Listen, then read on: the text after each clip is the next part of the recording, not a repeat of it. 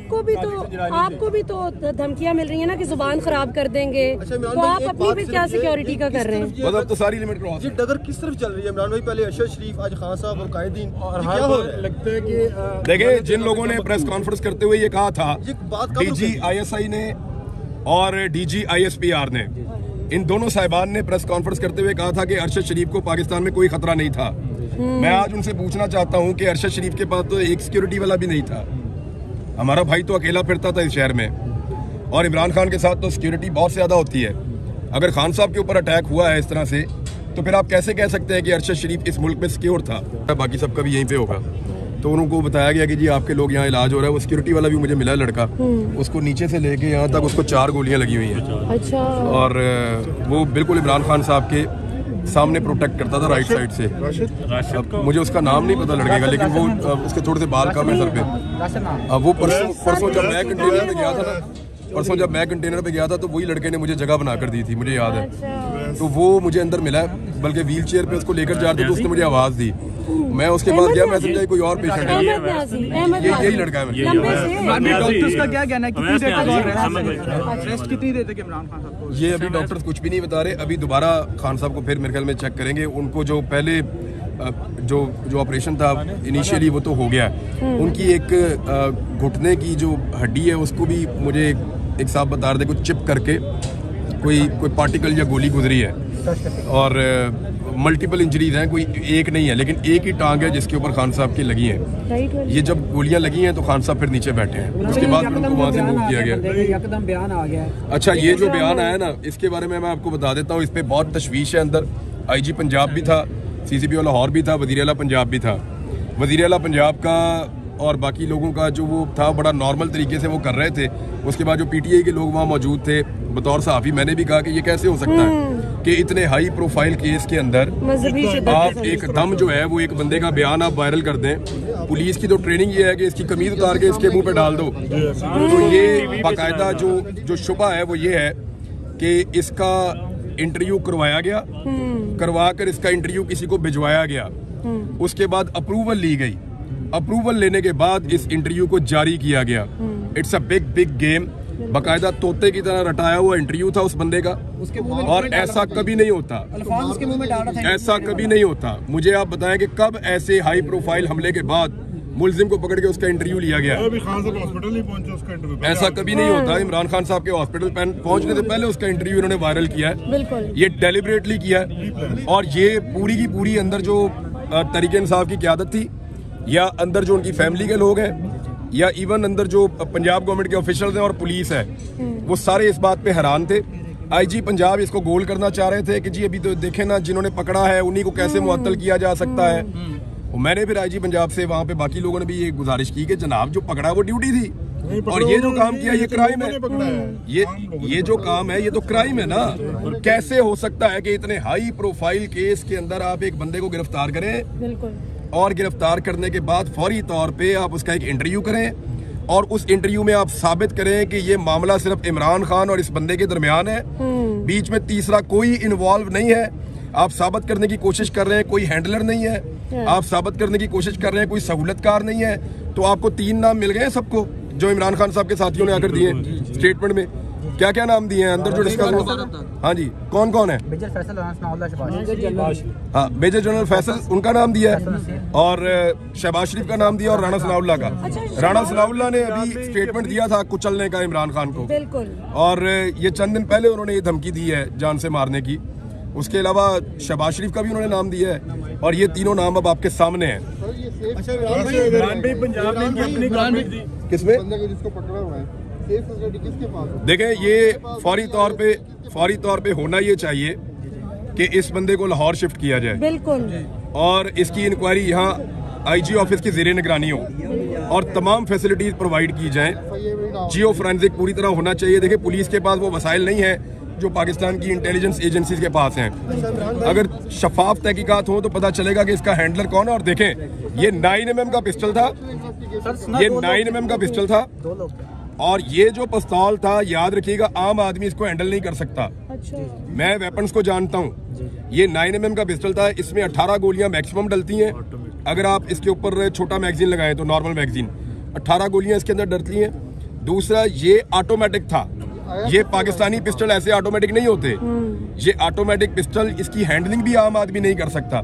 Automatic pistol तब रखा जाता है जब आपने किसी को जान से मारने का फैसला कर लिया हो कि मैं गोली चलाऊंगा तो सारी गोलियां एक साथ मैं स्प्रे करूंगा और फेंकूंगा। इसकी एक साथ सारी, और इस आदमी की जेब से कोई नशा आवर पुड़ी भी निकली है, तो एक नशई जो है उसको इस्तेमाल किया गया है। और उस नशई के बाद इतना महंगा पिस्तौल वो क्या कर रहा था। दूसरा ये जो अजान वाला एलिमेंट डाला गया ना बीच में, ये झूठ है। कहा जा रहा है कि 2 बंदे। मैं परसों कंटेनर पे था, मैं आपको क्लियर कर देता हूँ। ये बिल्कुल मैं परसों कंटेनर पे था, वहाँ पे अजान होती है बिल्कुल कंटेनर के रेड लाइन तक क्रॉस हो गई। मैं नहीं, बिल्कुल वो अजान वाली बात कंप्लीट कर ली। मैं भी परसों थी, बिल्कुल सही मैं बात परसों है। कंटेनर पे था, बिल्कुल कंटेनर के ऊपर बाकायदा अजान होती है। वो अजान मुझे ऐसा लगा जैसे फैसल जावेद खान की आवाज में है, या फैसल की आवाज में है या किसी और की, लेकिन वो कंटेनर के स्पीकर से अजान चलती है, बिल्कुल अजान दी जाती है कंटेनर के स्पीकर से। उसके बाद वहाँ पे जो लोग मौजूद होते हैं कंटेनर पे, वहाँ कुर्सी मौजूद है और एक सोफा मौजूद है, वो लोग उसके ऊपर बैठ के नमाज पढ़ते हैं। बिल्कुल बिल्कुल मैंने खुद वहाँ पे लोगों को नमाज पढ़ते हुए अजान के बाद देखा है। एजाज चौधरी साहब वहाँ नमाज पढ़ रहे थे, अजान के बाद बिल्कुल खामोशी कर दी गई थी थोड़ी देर के लिए। फिर वहाँ पे इमरान खान साहब ने नमाज पढ़ी है, बाकी लोग वहाँ पे मौजूद थे, उन्होंने भी नमाज पढ़ी है। तो उसके बाद दोबारा इमरान खान साहब ने कहा कि अब नात से शुरू करो। फिर नजम शराज ने गालिबन 2 मरतबा एक नात पढ़ी, तो इमरान खान साहब ने कहा तुम फिर पढ़ो, उन्होंने फिर दोबारा नात पढ़ी। तो मुझे अच्छी तरह पता है कि ये जो एक बहाना बनाया गया ना, तोते की तरह रटा रटा है बयान कि अजान हो रही थी और गाने चल रहे थे, तो नहीं। एक तो जिस वक्त ये गोली चली है उस वक्त कवाली थी, आप वीडियो में देख सकते हैं कि उस वक्त अल्लाह वाली कवाली चल रही थी। दूसरा मैं जानना चाहता हूँ कि अजान के वक्त कवाली चलने पे इस आदमी ने पहले कितने कत्ल किए हैं? क्या ये ऐसे ही करता है हमेशा? हमारे यहाँ पे बार बार बररबिउल अव्वल के भी हम लोग जश्न मनाते हैं, बाकी चीजें भी होती हैं। तो ये सिर्फ एक बंदे को ऐसा लगता है तैयार किया गया था, ये एक हो रहा है, इसके हैंडलर्स कोई और हैं, और वो हैंडलर जो है उन्होंने फौरी तौर पे बंदोबस्त किया। और मैं आपको फिर बता रहा हूँ कि पहले ये वीडियो रिकॉर्ड की गई है, फिर इस वीडियो को सुनवा के अप्रूवल ली गई है, अप्रूवल लेने के बाद इस वीडियो को जारी किया गया है कि ये वीडियो ओके, अब इसको जारी कर दिया जाए। ये बहुत जल्दी थी इस बात की। ये अभी तक एक हमलावर के बारे में इंफॉर्मेशन कंफर्म है, और दूसरे के बारे में लोग बात कर रहे हैं, पुलिस ढूंढ रही है। देखिए, गवर्नमेंट ऑफ पंजाब को इससे बरी जिम्मा नहीं किया जा सकता। गवर्नमेंट ऑफ पंजाब की रिस्पॉन्सिबिलिटी है और वफाकी हुकूमत की भी रिस्पॉन्सिबिलिटी है इमरान खान को सिक्योरिटी देना, और अगर नहीं दे पाए तो गवर्नमेंट ऑफ पंजाब को भी इसका जवाब देना पड़ेगा। आपको भी तो धमकियां मिल रही है ना कि जुबान खराब कर देंगे, तो आप अपनी भी क्या सिक्योरिटी का कर रहे हैं? मतलब तो सारी लिमिट क्रॉस ये डगर किस तरफ चल रही है इमरान भाई? पहले अरशद शरीफ, आज खान साहब और कायदीन, और क्या हर हो बार रहा है? लगता है कि देखिए, जिन लोगों ने प्रेस कॉन्फ्रेंस करते हुए ये कहा था, ये बात कब डीजी ISI ने और डीजी ISPR ने, इन दोनों साहिबान ने प्रेस कॉन्फ्रेंस करते हुए कहा था कि अरशद शरीफ को पाकिस्तान में कोई खतरा नहीं था। मैं आज उनसे पूछना चाहता हूं कि अरशद शरीफ के पास तो एक सिक्योरिटी वाला भी नहीं था, हमारा भाई तो अकेला फिरता था इस शहर में, और इमरान खान के साथ तो सिक्योरिटी बहुत ज़्यादा होती है। अगर खान साहब के ऊपर अटैक हुआ है इस तरह से, तो फिर आप कैसे कह सकते हैं कि अरशद शरीफ इस मुल्क में सिक्योर था? 2 लोग अफगानिस्तान से पाकिस्तान में फैसिलिटेट किए गए थे, वो दोनों लोग अरशद भाई को कत्ल करना चाहते थे। हमें और बहुत सारे दूसरे लोगों को इस बात का पता था। अरशद भाई को बाकायदा उनकी तस्वीरें दिखाई गई थी, और अरशद भाई का वो लोग पीछा कर रहे थे। ना सिर्फ वो पीछा कर रहे थे उनके ऑफिस तक, उनके घर तक, बल्कि उनको हरासा किया जा रहा था, और उनको ये बताया गया था कि किसी भी वक्त आपको टारगेट कर दिया जाएगा।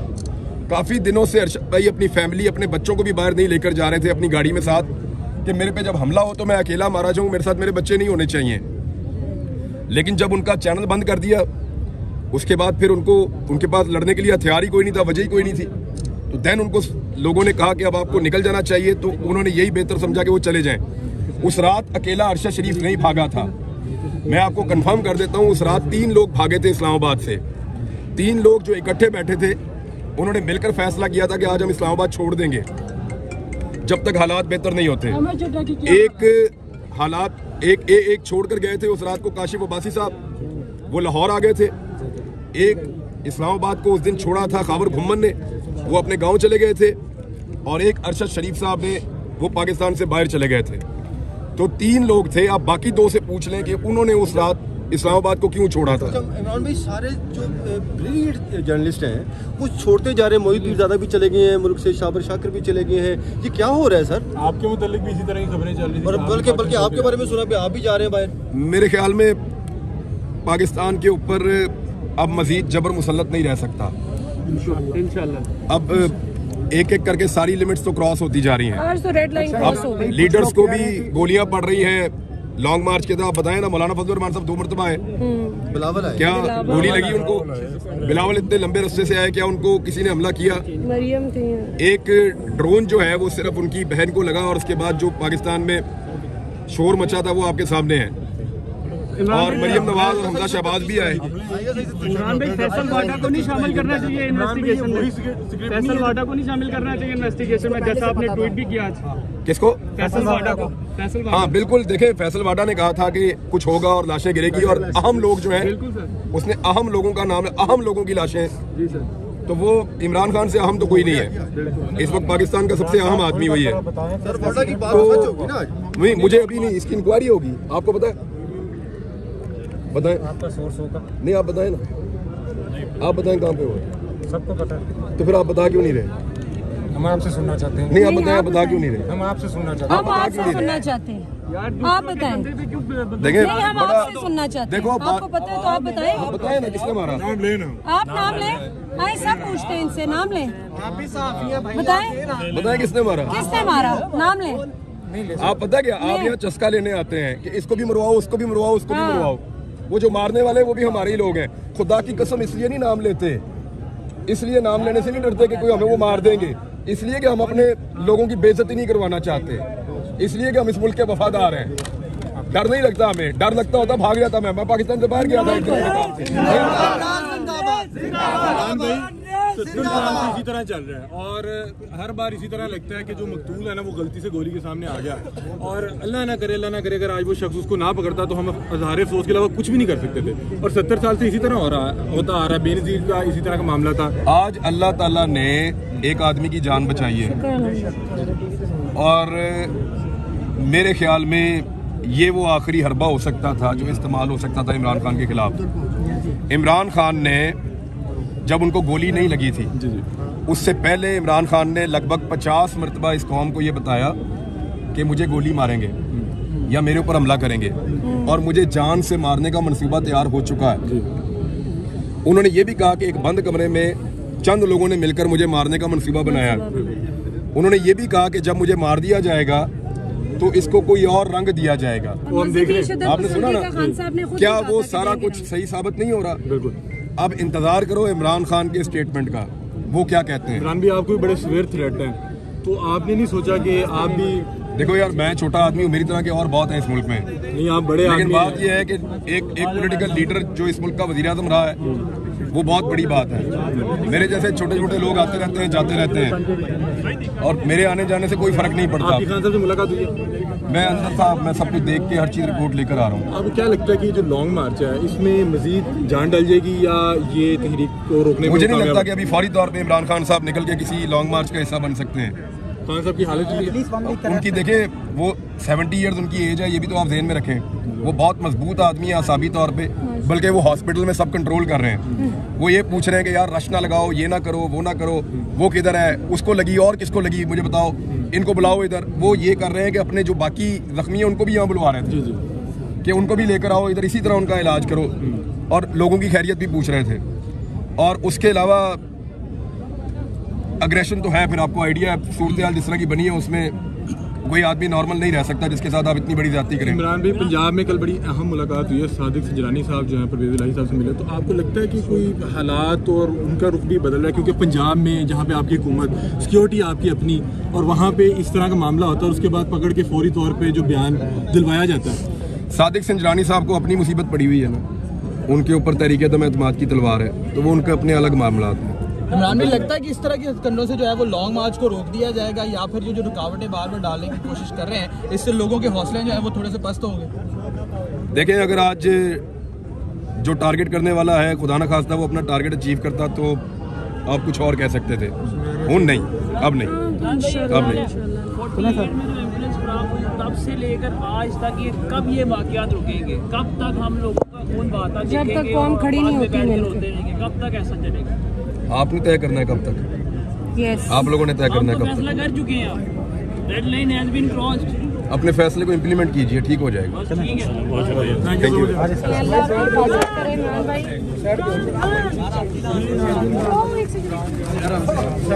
नहीं बच्चा गाड़ी देना किसी को नहीं मैं इधर ही आप इधर